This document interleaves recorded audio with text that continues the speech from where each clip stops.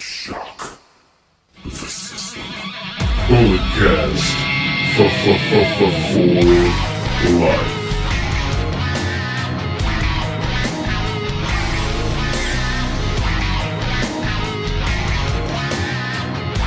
Ladies and gentlemen, you know my name, you know the voice, you know exactly why I'm here. I'm the Podfather. I'm no longer Bulletcast champion, but I'm still the Messiah of the microphone, and I'm here to lead the evolution in this audio revolution. Very rare video here on the BC. You know, Brandon and I are looking at each other face to face over the internet for the first time in quite some time. You know, I think since Stomping Grounds, which that video never aired because I didn't set the settings right. But anyway, ladies and gentlemen, your Canadian destroyer, BT, he's a 6-time Bulletcast champion. Congratulations, man. You know, bravo. Yeah. Hold your applause, everybody. It's okay. Thank you very much, Phillip. You know, graciously, I guilted you into giving me a title opportunity because it's my birthday coming up on Thursday. So a nice little early birthday present. And I decided, since you have the actual new championship, I decided to bring out the retro one, the OG championship, with, you know, the little Canadian destroyer thingy. We're just going to ignore the California Bear because, you know, well, we can say because we're from California, that's what it means. It wasn't for some other person that used to be on the podcast. I mean, the Canadian, I don't know if you've listened to the Van Vliet interview yet, but he made me Honorary Canadian, so that has a lot of meaning to me now. You know? Especially with the bullet, you know, do-it-yourself bullet holes I put in here. You know, my people we take offense to things like that. Your people? Canadians. Oh, okay, the Canadians, okay. Yeah, I told you, you know. I'm going for it. All right, ladies and gentlemen, Extreme Rules was, it ended, like 10 minutes ago. So we're going to break it down match by match. We're going to do our usual grades and all that other. Real quick shout out to Shinsuke Nakamura, winning the Intercontinental Championship from Finn Balor tonight on the kickoff show. He becomes only the second person ever to win the WWE and IWGP Intercontinental Championships. Some guy on Twitter said Nakamura was the first. Jericho had to correct that jabroni pretty quick. I loved everything about it. But thoughts on Shinsuke winning some icy gold in WWE? I did not watch the pre-show because I was too busy at the Oakland Coliseum watching the A's sweep the Chicago White Sox, you know, Really? coming off the All-Star break. Had you know, celebrate, got my nice Marcus Simeon shirt, you know, nice giveaway. But I, as much as I put over Shinsuke having a really good match on SmackDown, I wasn't a big fan of him winning here just because I feel this is something WWE tends to do, just having somebody win a title and that's how you get them over and get them hot instead of having Shinsuke and Finn have a nice feud on SmackDown, have a real reason why they're fighting, and then, you know, make it a big deal when Shinsuke wins. But instead, you just throw this on the pre-show with a few hours or a few days' notice, and then he wins, and we're supposed to give a big deal about this when it could have been a much bigger deal if you build it up, not just for SummerSlam, but if they built this up to be a main event of SmackDown, I felt it could have meant a lot more than just throwing it on a pre-show and having him win in front of, you know, whatever, 8,000, 10,000 people. Yeah, you know, it should have been a bigger deal. Honestly, when I found out that this match was actually going to happen, I'm like, oh, Finn's just going to beat him, 50-50 booking. No! I guess it's 100% booking. Yeah, sure. Maybe, possibly. Anyway, congratulations, Shinsuke Nakamura, on the IC title win. Very proud of you. All right, now let's jump into the main card. So we kick things off with The Undertaker and the big dog Roman Reigns going up against the best in the world, Shane McMahon, and the Scottish psychopath, Drew McIntyre. Tag team no-holds-barred match, and Taker and Roman go over. I mean, this match was probably as good as you thought it could be. The Undertaker in there did not embarrass himself, to be honest with you. I mean, if you put The Undertaker in there with some guys like Roman and Drew, a lot of people who can create movement, even Shane, I mean, as much as I poo-poo on Shane, he's not, you know, he can kind of move around a little bit. At least he can bump a lot for Undertaker. A lot better than I think Goldberg can bump for Taker. But, I mean, I thought this was pretty much what you... the highest of expectations you can have for this match. It was fun. It was an opening match, so you kind of start the show off strong, and Elias came in there. A lot of shenanigans were involved. This was one of the few extreme matches on Extreme Rules, but I thought for what it was, it delivered. I wasn't a fan of Taker getting the pin because the feud really is between Shane and Roman, and then Roman doesn't even get the pin on Shane, and then it seems as though they're moving to KO and Shane. So is Roman just going to have this big feud with Shane and then not even, you know, give him his comeuppance, just like how Miz never got his comeuppance on Shane McMahon? You know, Taker has to look good, you know? Hogan had to pose, Roman must pose and go over, Taker has to look strong all the time. That's just the nature of the beast. We do have some fan mail. Hootie Who 420. Hootie who? Taker looked damn good tonight. Nice way to start off the show. Yeah, absolutely. I think it was nice. He did not look as bad as I thought it may be. I did have a little bit of faith given the guys he was in the ring with, like you were just talking about. But I've got another one from Copenhagen Smith. I saw the Twitter. Copenhagen Smith slid in those DMs a lot. He did. It's only 2 of them. What's next for The Undertaker? Honestly, I don't know. Maybe he'll be at the Raw reunion in a couple weeks. Possibly that is a fact. If we're going to talk about matches, I really don't know where you go with Undertaker. Taker, he's been in the Saudi Arabia shows. They teased Sting on the Instagram, but obviously that was just for that whole YouTube series. Hopefully that doesn't happen because it's probably not going to be that pretty of a match. If we're going to go, I think what we need to do is we need to do more of these matches where Taker is in with younger talent, people who can move around and they can create a lot of movement. Because it's like if Taker is in there with if Taker's the best wrestler in the ring, it's not going to be a pretty sight. But if he's in there with, God forbid, Baron Corbin, I know that's not a lot, but he can move a lot better. He can do more things I think than Goldberg can. Just have Taker go out there and just have a feel-good win, bury Baron Corbin, and there you go. Yeah. I think we get McIntyre and Taker at not WrestleMania, SummerSlam. The WrestleMania in the summer, in August, yeah. I think that's a possibility, and then give Drew a really dominant win over a guy who's dominated the company for the last 20-plus years. That does make sense. Drew wasn't the one who got pinned. It was Shane, so that gives Drew the out and still have a reason to go after both Roman and Taker. And if Drew beats Taker, then you can kind of save Roman and Drew down the line. If, let's say, Drew or Roman ends up getting the championship, Drew can go after him. And, you can just kind of keep this feud going a little bit. Maybe not WrestleMania because we don't need that same match 2 years in a row at WrestleMania. But I think Drew... if you're going to pick someone to beat Taker as of this moment, I think Drew is probably the top candidate. Absolutely. Shane McMahon has only lost twice in 2019, and they've been both in tag team matches. So when it's singles, I think Shane has the upper hand. Well, that's why the Best in the World tournament was a singles tournament, and Shane won. Exactly. It wasn't a tag team tournament. And it's because he has to carry extra dead weight. That's why. It just makes sense. It all makes sense. All right, I'll give it a B. It was fine. Nice way to start off the show. Taker didn't die or anything, so he can't die. He's a dead man, but it was okay. It was all right. I think I'll be a little bit more generous. I'll give it a B plus, maybe an A minus, just because it's Undertaker. What we saw in his last few matches, they weren't a whole lot. It was not very pretty, but I thought this match was good for what it was. The crowd was hot. They were popping for all the big moves. Roman. He was doing Roman things, he was doing Superman punches and spears, and he was really just doing his thing. But, I think my expectations were pretty low for this. I wouldn't say they, exceeded them immensely, but it was entertaining.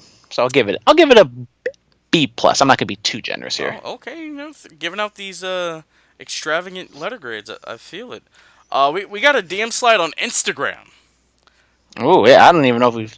I don't got control of the Instagram, so I don't know what happens in those DMs. Let me see. Kawam Shakir? I guess that's the guy's name. WWE Raw Reunion sounds more like WWE. Our ratings suck, so let's get really old heads for ratings boost. Yeah? Honestly, that sounds about right. Yeah, good. That's usually what happens. WWE... the old thing back with WCW is when ratings were kind of sliding a little bit, you bring in Ric Flair. He's always going to be there to bump up the ratings. WWE, as much as we hate to say it, they really rely on older heads, especially back in the WrestleMania times. This one, not so much this WrestleMania, but I think they're, I don't know if it's, in direct relation to what the ratings are right now, but I think they realize we have, a month and a half until SummerSlam, so you kind of put it, you have the after show tomorrow, have next week kind of be in a little kind of awkward area between Extreme Rules and SummerSlam, just kind of have this as kind of a one-off. And, it should be fun. 3 hours, sprinkle in some legends here and there with some storylines. Should be fun. Yeah, I've always been a fan of old school Raw, so I dig it. All right, number 2, the Revival. Yes, top guys. Dash and Dawson, they go on to successfully retain their Raw Tag Team Championships against the Usos. I gave it a C. It was okay. Yeah, I'm kind of with you. C, maybe C plus, maybe B minus. If I'm feeling a little happy, but I think, these 4 guys have had such great matches in the past. You kind of, kind of the opposite of the opening tag match, to where I had low expectations, so I was really generous, and I thought it was pretty good. This one, I have pretty high expectations just because of what they've done in the past. It was a good match, probably a better technical match than the opening tag, but for what it was, I thought it was maybe not disappointing, but I thought it was decent. Yes. All right, Aleister Black, he defeats the guy that was knocking on his door, and it was Cesaro. I gave it a C+. I think I'll be a little bit more generous. I'm feeling happy today. I'm the champion. So I'm just giving out good grades all the way around. I'll give this a B. I thought it was pretty good. I thought they had a lot of good exchanges. It wasn't, an epic encounter, but I think it was, teetering on being a really good match, a great match. But it was 10 minutes, a little bit short, maybe a little, out of nowhere. But I think that kind of builds up the black mass of how he just kind of can do it out of nowhere, almost like the RKO. Don't know where Randy Orton is, but House shows. Aleister Black, I thought it was a good show, or a good showing by Aleister Black. And if we get a little bit more out of Cesaro and Aleister Black, I'm not going to complain. But I don't know where you go from here. Maybe you get some sort of meta feud between Aleister Black and Zelina Vega and what's his name, Andrade. That should be fun. That could be fun.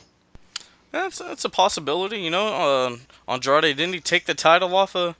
No, Aleister took the title off of Andrade. That's right. So yeah, you can call that back. But, NXT doesn't matter on the main roster, so it wouldn't even matter anyway. All right, moving on. Bayley, she goes on to successfully defeat Alexa Bliss and Nikki Cross. Nikki Cross sporting a very nice gift that was given to her by Alexa Bliss. Of course, go check out their little segment with the Street Profits before the match. It was ha-ha. Anyway, Bayley retains. Give it a C. This one I'm going to be not very generous to. I'll give it probably a C as well. I thought it was kind of boring, kind of run-of-the-mill. You could probably see the Bayley, Nikki stuff on Raw, or the Bayley, Alexa stuff on Raw. It doesn't really put over Nikki or Alexa all that much because they're two pretty good, kind of high-end women's wrestlers in terms of everything and what they're doing on Raw, and they just lose to Bayley clean. They didn't cheat. They just kind of wrestled, and then they lose. And no Sasha, no chicanery. It was just a straight-up match. Bayley fends off the 2 heels. Yes, they're kind of undersized, and Bayley is kind of the bigger babyface, which kind of puts her in an awkward situation. But I assume this, and no turn from Alexa. It was just, it happened. Nothing really came out of it in terms of storyline-wise, so maybe we get Bayley onto her next feud going to SummerSlam. Maybe Charlotte? Who knows? That's a possibility. I've heard Charlotte and Bayley have been having matches after SmackDown goes off the air, and I've heard good things about them, so, maybe that's a possibility for the future. 2 girls who have had a long history with each other. I'm pretty sure they have a bunch of matches on NXT, on the road, on SmackDown, on Raw, on pay-per-views. We've seen, different incarnations of that, but having a babyface Bayley, heel Charlotte, kind of the stereotypical way you would put those 2 together if you put them on SummerSlam. I think that's a good match for them. Looking on the Raw side, I don't really know where Becky goes, so maybe the SmackDown women's match can be kind of the main event of the women's, just because I think whoever you have face Becky isn't going to be as good of a match if it is Bayley versus Charlotte. All that's a possibility. We shall see. All right, moving on. Braun! I'm sorry. So Braun Strowman goes on to defeat Bobby Lashley in the last man standing match. Interesting finish, I'm not going to lie. Very interesting. Let me see if we have any fan mail about this. Oh, wait. Oh, my God, I skipped over somebody. Jack of all trades. Nice work by Aleister and Cesaro tonight. Thank you very much. That's always nice to hear from the people. I agree with you, Jack. Nothing else about any of the other matches I just mentioned.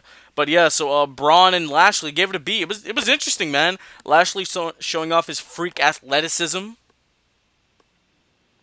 I think it was a B, maybe more of a B minus. I wasn't maybe a big of a fan as you were of this match.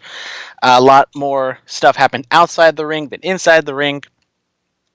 Walk and brawl. It was one of the few extreme matches on the show, but it didn't actually use weapons, which I thought was a good idea, just so, especially since the main event was so weapons heavy, it made that seem a little bit bigger of a deal. The ending spot was kind of, I just felt it was kind of cliche and kind of seemed fake, to be honest. It was kind of a call. I mean, I really liked the Miz Shane McMahon finish that they did at WrestleMania. I felt like that was more organic. I felt like this one, it was just like there is a box just randomly thrown in the crowd, and they're going to go through it, and then Braun just like kicks a cardboard whatever, wall down, and it made no sense of why that is even there. So I thought it was kind of not a sloppy, but just kind of, a lazily written finish for this match. Well, that could have been drywall, man. We don't know.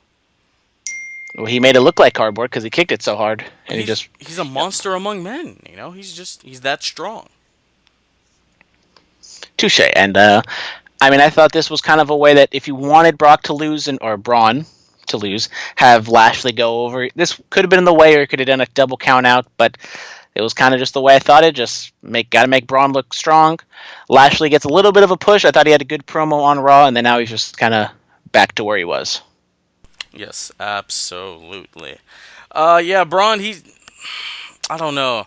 Do I miss Braun being that badass heel 2016, 2017 Braun Strowman? Yes, absolutely. Do I want to see him with the title? No, I really don't, I'll be honest with you. Just use him in sparing spots. Doesn't need to be on TV every week. Braun Strowman can give me two or three hot minutes on Raw every couple of weeks and get him out of there. That's fine with me. All right, moving on from that, the New Day win their 6th WWE World Tag Team Championship. They win 6 tag titles. You win a 6 Bullet Cast title. You guys are in sync tonight, man. We can all go and touch tips together. We can all touch each other's tips. Our championship tips. Oh, this is the after hour show, so you can say stuff like that. But yeah, so New Day goes on. They go on to defeat Bryan and Rowan and also Heavy Machinery of Tucker and Otis. I gave it an A-. It was fun. It was really fun. I thought it was fun as well. Maybe not as good as the triple threat tag team match we saw on AEW the day before, but I thought it was good. Possibly contender for best match of the show. I think an A-, maybe B+ is good. I thought, Heavy Machinery played their parts well. I thought Daniel Bryan was good. Rowan was good. I mean, everybody was good here. I don't really know why you give it to New Day, because really the story going the past few months was Heavy Machinery against Rowan and Bryan, and yet you have just New Day kind of come in out of nowhere and win the tag team titles, when I think the story going forward was obviously Machinery and, the Tree Huggers. But maybe they just were really high on having that whole championship celebration of New Day all being champions together, and maybe Kofi's not long for the title, so they wanted to do that and have that's the segment in mind on SmackDown. But, I don't know. You go to SmackDown or you go to SummerSlam and maybe we get the same 3 teams doing the same thing. But, I'm really high on Heavy Machinery, and I know I didn't pick them to win, but I kind of wish they were the ones to dethrone Bryan and Rowan here. Yeah, I don't know. New Day, I called it because, I just wanted to be different from you in the picks, but I had a really joyous reaction for them, I thought their gimmick would get old, but it hasn't. Where do they go from here? Don't know. Where does Daniel Bryan go? That's the real question, Does he go after, I don't know. Could he make the 24/7 title mean something? You never know. I hope not. Yeah. I think now that they're not confined to be a tag team, they could be a tag team if they want. But I think, Bryan going on to face Kofi. Yes, I know this kind of a short turnaround from WrestleMania, but I think the heel side of SmackDown and just WWE in general is kind of lacking. I think maybe now you could do that. I don't think you really want to do that for Kofi right now, but I think maybe later on down the line, Bryan could go off and he can be a singles heel once again. Because, we haven't really seen him in that role. He's been a tag team for these past few months. So now if he goes the singles route, it's going to freshen him up a little bit. Absolutely.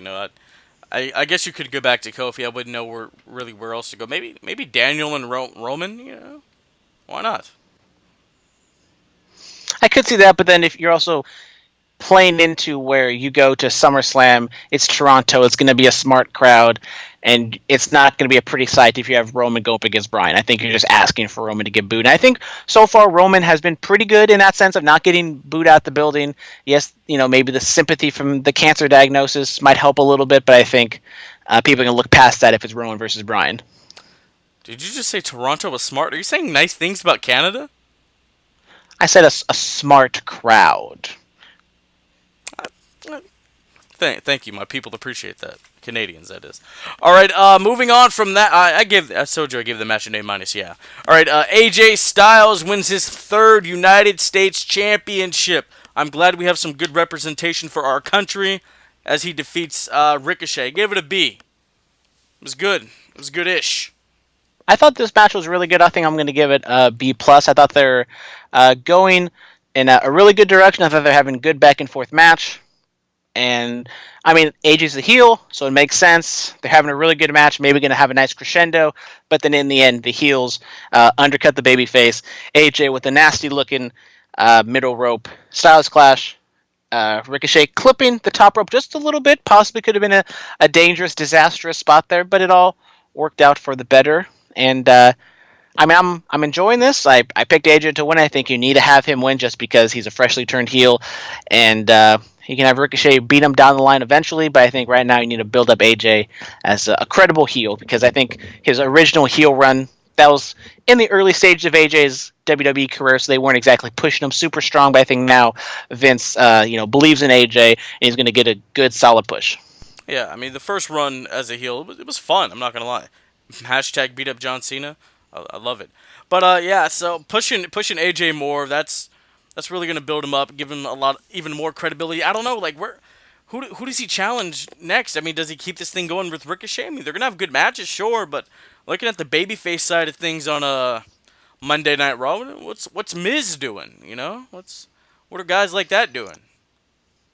I think they're going to flush this thing out with Ricochet. I think you possibly could get Ricochet to get his win back, get the U.S. title back, and you could get AJ to move up to the Universal title level, maybe even jump ship to the SmackDown level and have Kofi versus AJ, which I think would be a fun feud. I mean, Samoa Joe is technically a Raw wrestler, and he's challenging for the WWE Championship. So let's be honest, the whole brand split really is non-existent at this point. But yeah. I mean, the match, going back to the match itself, I really enjoyed it just because, no knock on AJ, but he is getting up there. So AJ is a phenomenal wrestler, no pun intended, but if you put him in there with someone who is possibly a better wrestler than AJ, or, a younger, more faster wrestler than AJ is, he can have a fantastic match, just like he had a pretty good match with Seth. I thought he had a pretty good match with Ricochet, and if you put this match on SummerSlam, just have this be the crescendo, tell him go out there, you got 18 minutes to kill, I think it'd be a really fun time with these two. Yes, absolutely. I mean, I don't know. I'm just really trying to think who could challenge AJ. I think Miz would be a nice guy to do it. I mean, I don't know who else on the Raw, or I guess the brand split doesn't even matter now. So, hell, you could have Finn Balor come and do something with AJ Styles, or you know what? He just joins the club. They run roughshod over WWE until Survivor Series. An open challenge for 4 people to challenge them in a Survivor Series match. Undisputed Era comes. There's your money. Boom. I know this one's kind of random, but just I was kind of thinking of someone in the ilk of Ricochet. And I think Apollo Crews, he's going to be on NXT next week and kind of be in the Tyler Breeze role of coming down and just having a random match with with Kushida. But I think if you build up Apollo Crews, I think we've been talking about this forever. I really like Apollo Crews. I think he should get some sort of a push. It's the U.S. title level, so you don't have to do too much to really build up credibility. I don't think people are going to believe he could beat AJ, but I think it can be, especially with this long duration from here to SummerSlam, I don't think they do it. But I think Apollo Crews could be like a nice, fun little feud with AJ just on Raw and have good matches, but then in the end, AJ beats him. Yeah. I forgot all about Apollo Crews. Yeah. That'd be fine. I'm here for the little people. Okay. People everyone forgets about. I'm here for Buddy Murphy. I'm a champion of the people, just like Daniel Bryan. Okay, I'm here for Buddy Murphy. Where the hell's Buddy Murphy?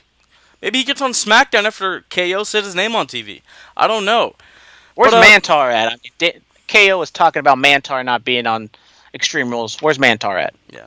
Well, speaking of Kevin Owens, he defeats Dolph Ziggler in 20 seconds. Gave the match a C. Boom, stunner. Get out of there. Cuts a nice little promo. Yeah, good-ish. A-plus work. I mean, got to get the stunner over. I mean, at that point I knew the match was going to happen, but then when they said this match was going to come up, I was like, oh, God, this show's going to be stupid long.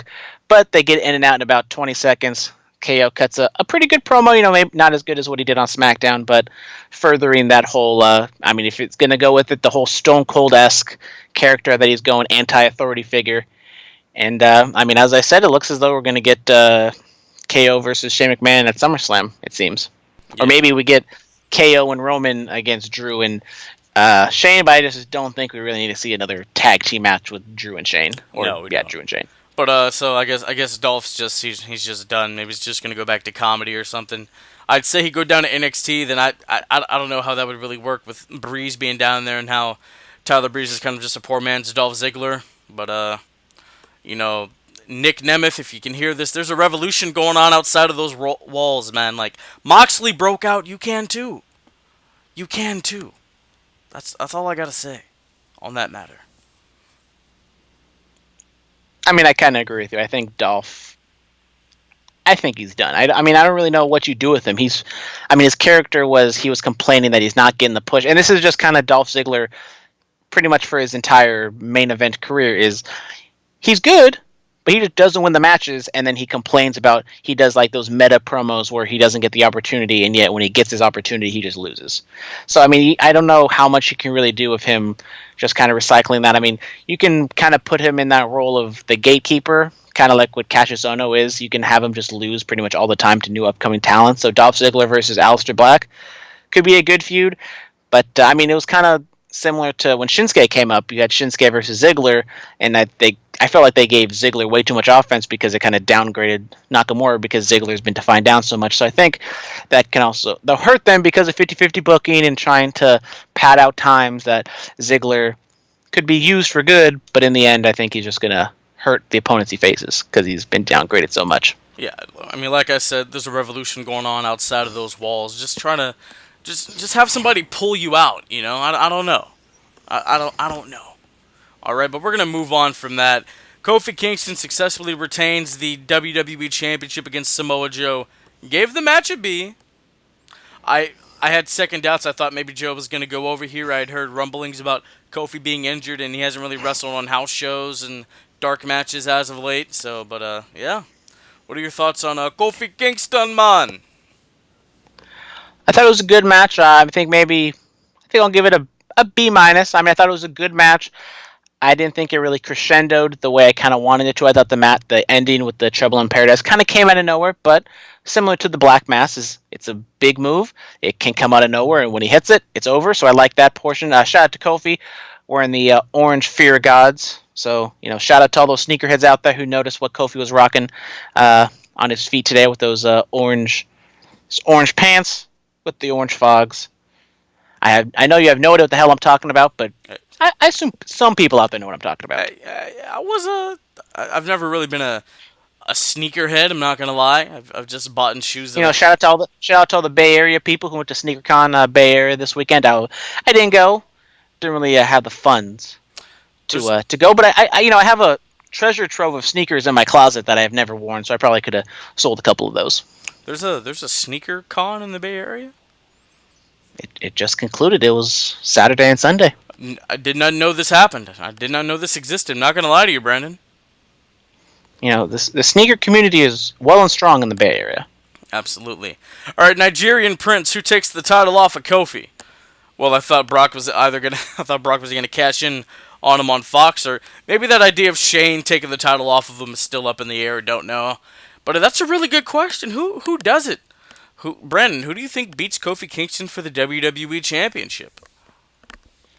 It's a simple question, but I think it's a good question because, as you said, I thought Brock could have been a good kind of swerve. We all think it's going to be Seth, but then he ends up cashing on Kofi. I don't think, as much as we keep joking about it, I don't think it's going to be Shane, but I mean, I could see it being, a heel takes it off of him just to get it onto Roman to get to Fox. But I do think maybe Kofi Mania isn't, as strong as it once was. I think it might be waning just a little bit. As I said earlier, maybe they put the tag team titles on New Day just so they can have the visual of all three of them champions together, just because this whole Kofi thing is not going to last too much longer. And I think they realize that. And maybe it ends at SummerSlam. And with Brock being the Universal Champion, maybe Seth wins at SummerSlam, so that's a happy babyface moment, and then we have Kofi losing, which is a sad babyface moment. But I mean, looking at the heel roster, you could always go. I mean, maybe I know I kind of said him going with Aleister Black, but I think Andrade is a solid heel. I mean, Randy Orton's out there, but I just don't think you want to have Randy Orton being your top champion at this point. I mean, the heel depth chart on SmackDown is not that good right now. I mean, Daniel Bryan, I said Daniel Bryan, but yet we just saw him a few months ago WrestleMania face-off. It's like there's these okay options, but there's not like a go-to option or a rising star that I can say, okay, yeah, that's the guy who I would say to take the title off of Kofi. Or maybe just do a straight-up babyface matchup with somebody, but I just don't think there's another babyface. Or maybe, I mean, you could do KO and Kofi, but I just don't think that's a really good dynamic. But I think it's kind of not a bad situation, but I just don't really know where they're going. Hopefully they have a plan for SummerSlam. Yeah, I don't know, man. I don't know. What was the SummerSlam title match last year? I can't remember. For the title. Buddy Murphy versus Kofi Kingston at SummerSlam. There you go. There we go. My boy Buddy Murphy for the WWE Championship. I'm for it, man.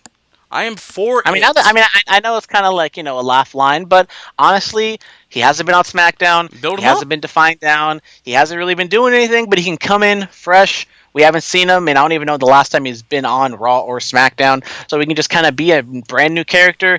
We can, run video packages of him on 205 Live on NXT, just killing it.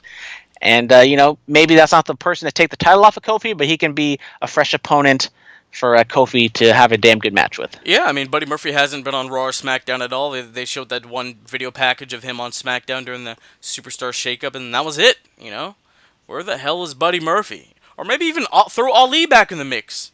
He's cutting those promos on SmackDown. I think Ali is a babyface, the promos he's been cutting. He's been I really enjoy the promos he's been cutting. I know we haven't really been talking about it, but I think it's just kind of a good, chill, layback, but yet, he's establishing his characteristics and his motives and, what makes him a good person. And I really enjoy what Ali's been doing. I do too. That's just him going off the cuff, unscripted promos. They make sense, man. They do. Jericho did one last night for the first time in like 20 years. Unscripted. I think you could have shaved some time off that promo because I think the entire Fight for the Fallen show is a little bit too long. But maybe we can get into that after the show or on the Bulletcast this week. Absolutely.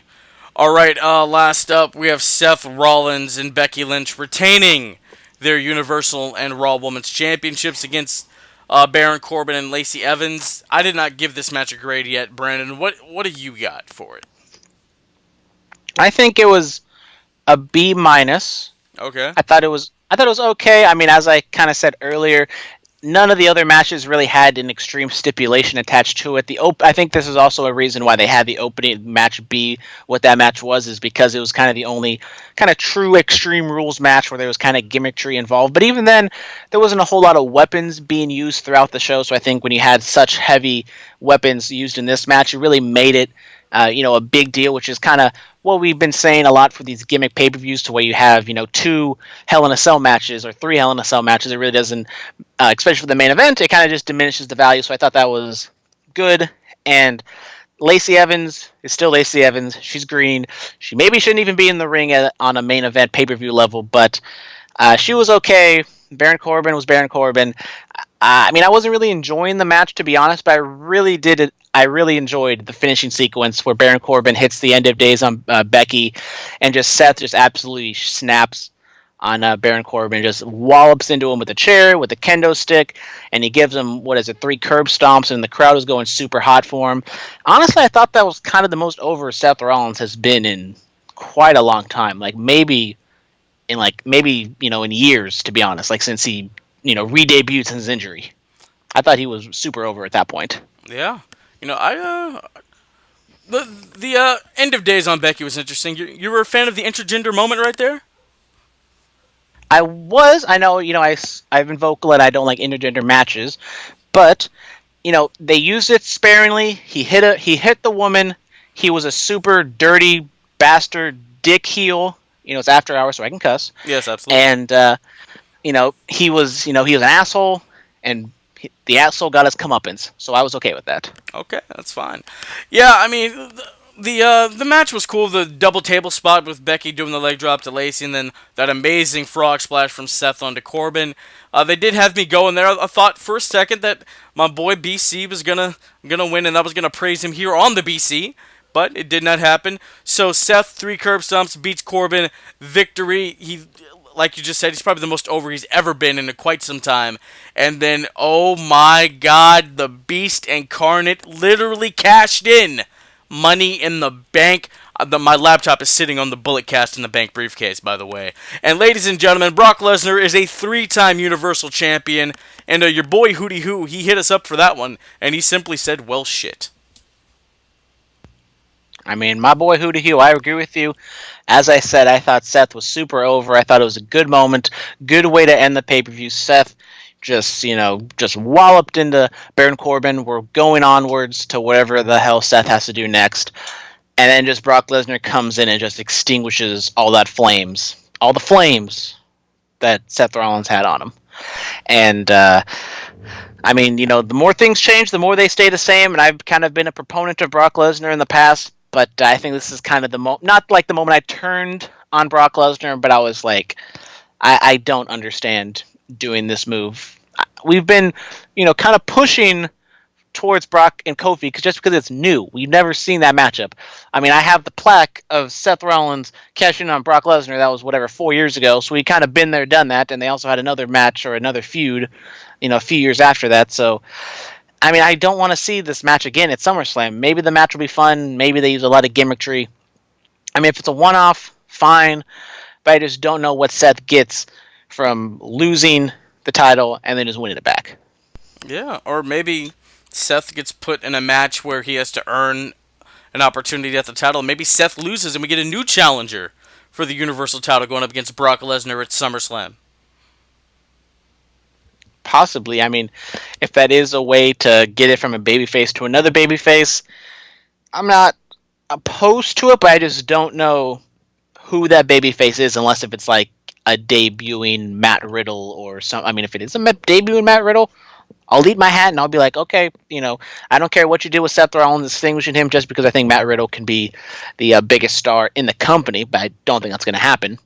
Bro. I'm pretty sure it's just on face value what we think it's going to be. Seth versus Brock at SummerSlam. I mean, God forbid Seth loses and we get Brock for a few more months and he drops it to somebody at Survivor Series or Royal Rumble or WrestleMania. But I mean, Paul Heyman cut a promo earlier on and basically told us that it was going to happen, and he didn't lie. The spoiler thing is still intact. Yes, Paul Heyman's never lied a day in his life. Yeah, Paul Heyman is a truthful man. I don't know what everybody else says about him, but during this Brock in the Bank thing, he's been a truthful man. Yes, he has. All right, overall show grade for Extreme Rules. I think I give it a B-. I thought the Ricochet AJ match was good. I like the opening match. I like the tag team matches.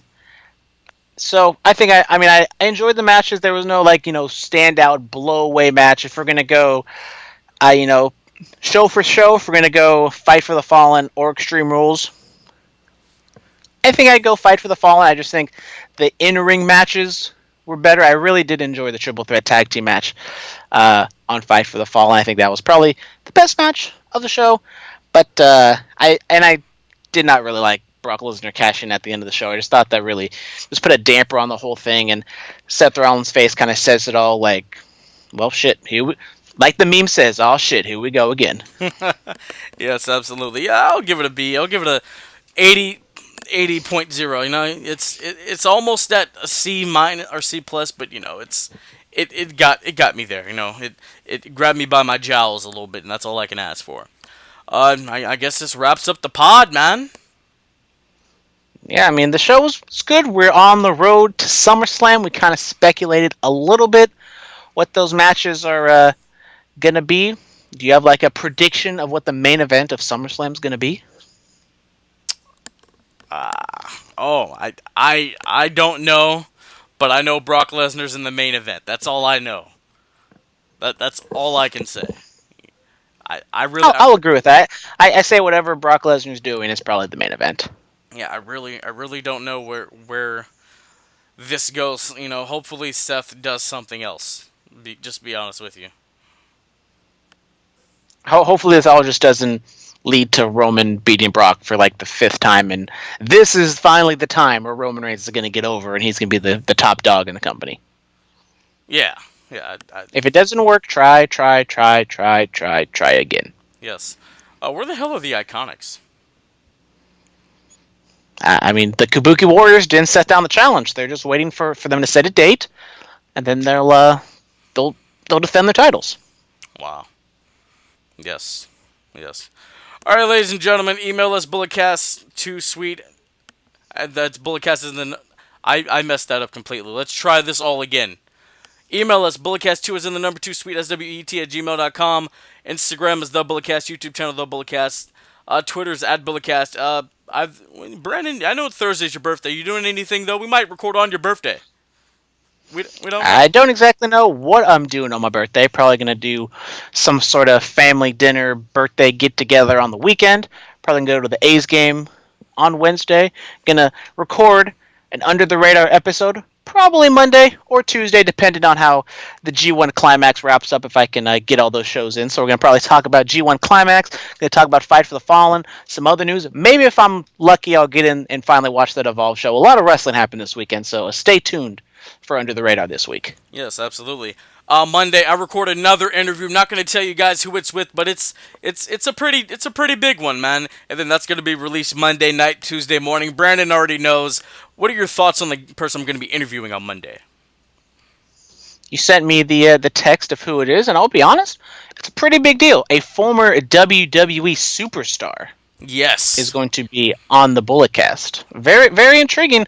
And, formerly, he or she, you never know who it is, was, not too long ago, was on, TV in front of millions and millions of people. So, really intriguing and really exciting for the opportunity. Yeah, if you watch that Dave Bautista 24 on the network, you can catch that person in the background walking past. I was just watching it before we started the instant analysis or recap here. But yeah, man, so I'm looking forward to that. All right, ladies and gentlemen, that's going to do it for the Extreme Rules recap from the Bulletcast. Brandon's the champ. I'm looking to get it back at All Out or SummerSlam or NXT TakeOver. We shall see. Ladies and gentlemen, that has been it for us. We will see you next time.